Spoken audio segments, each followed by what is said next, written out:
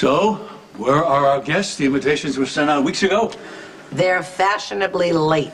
Alice, are you sure we have enough canapes? Something tells me that won't be a problem. As always, Mr. Luke, you're right. Alice, get the door. Yes, before whoever it is comes to their senses. So, shall we put on some music? Yes, good. Mozart, perhaps. Maybe something a little more upbeat. Let's argue about it. That's always an icebreaker in this household. It was the Barclays chauffeur making their apologies. They're not going to be able to make it tonight, sir. No loss there. You were in charge of the guest list. Now, how many RSVPers said they were coming? Besides the Barclays? Yes. Actually, no one. Canopies, anyone? I can't believe that no one is coming to this party. There's got to be some mistake. What possible explanation could there be for everyone to snub us? You. Me what?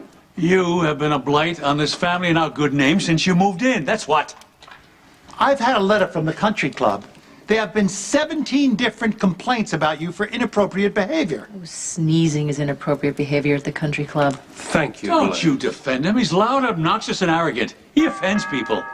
I'm not offended at all. Of course not. You encourage Luke because he torments your mother. Shame on you, Ned. Hey, we have a guest.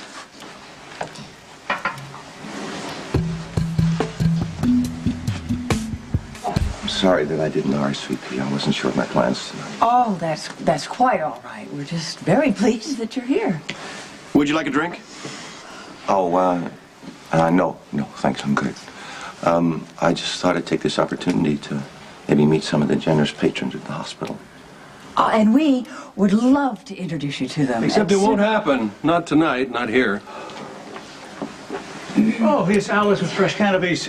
That's a date with prosciutto wrapped Did around. you happen to notice that you are the only guest at this soiree? It is still early, Luke. Other people are going to be arriving. Nobody's coming. Dr. Drake, this family has been snubbed by polite society because of me.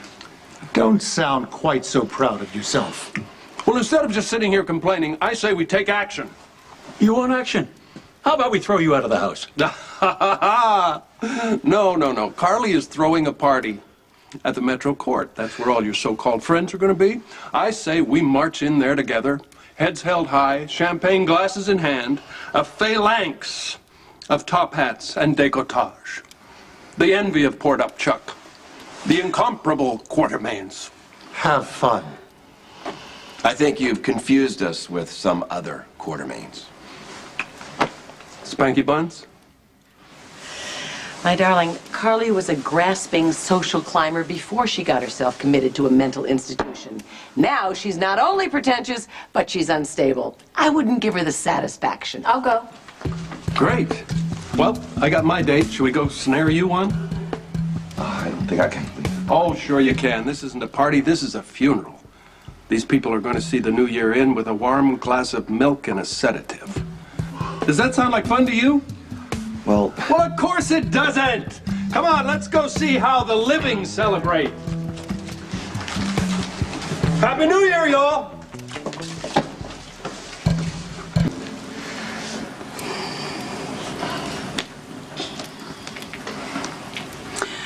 About that music. Oh, yeah, why don't we put some on? so, why aren't you with Lenny tonight? Oh, don't even ask. I blew it. What happened? I followed her thinking she was on a date with an older man. Turns out she was out with a father who happens to have Alzheimer's. And you waded in too deep to salvage it? Let's just say I'm hoping forgiveness is on her list of New Year's resolutions. Well, it's midnight somewhere on the planet. Rio.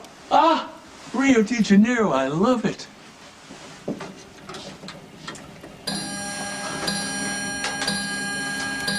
Happy New Year, everybody. Daddy, that's the best idea you've had all night. Thank you. Happy New Year, Em. Happy New Year. Good night. Happy New Year. Justus? Happy New Year, Pop. To you. To you. Happy New Year, my Happy boy. New Year. And that's a wrap. Good night, everybody. Happy New Year, darling. Happy New Year, Mom. I love you, Em. I love you too.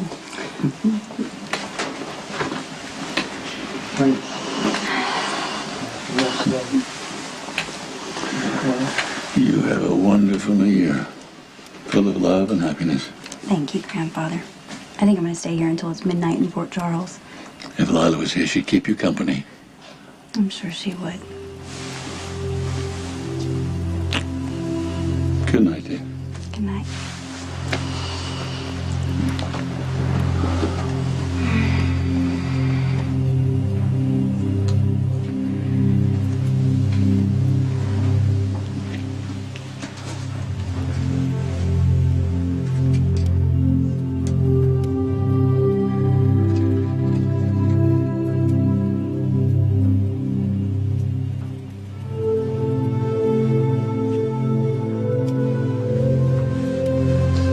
There's supposed to be a party here tonight. There was. Now it's just me.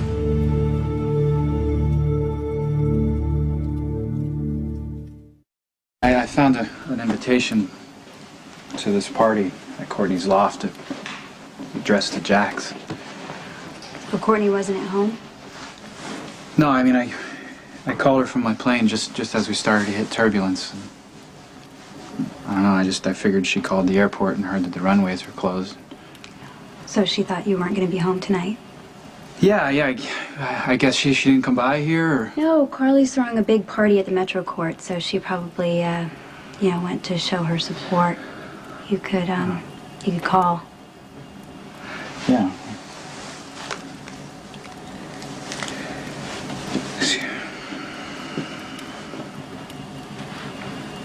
What?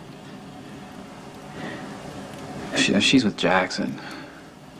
Nikolas, I'm sure that she'd be happy to know that you made it back in time for New Year's. She stayed up till midnight all by herself? Yeah. Yeah? Why?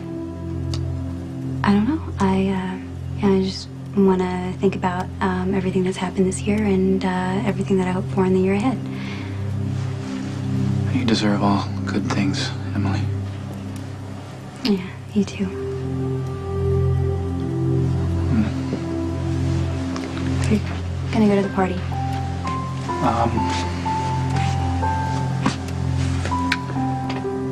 You know what?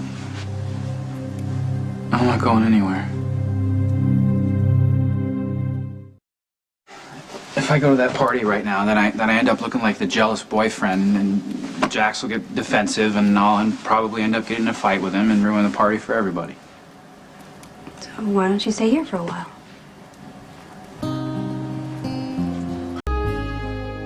We two have sported in the brook from morning sun till dine, but seas between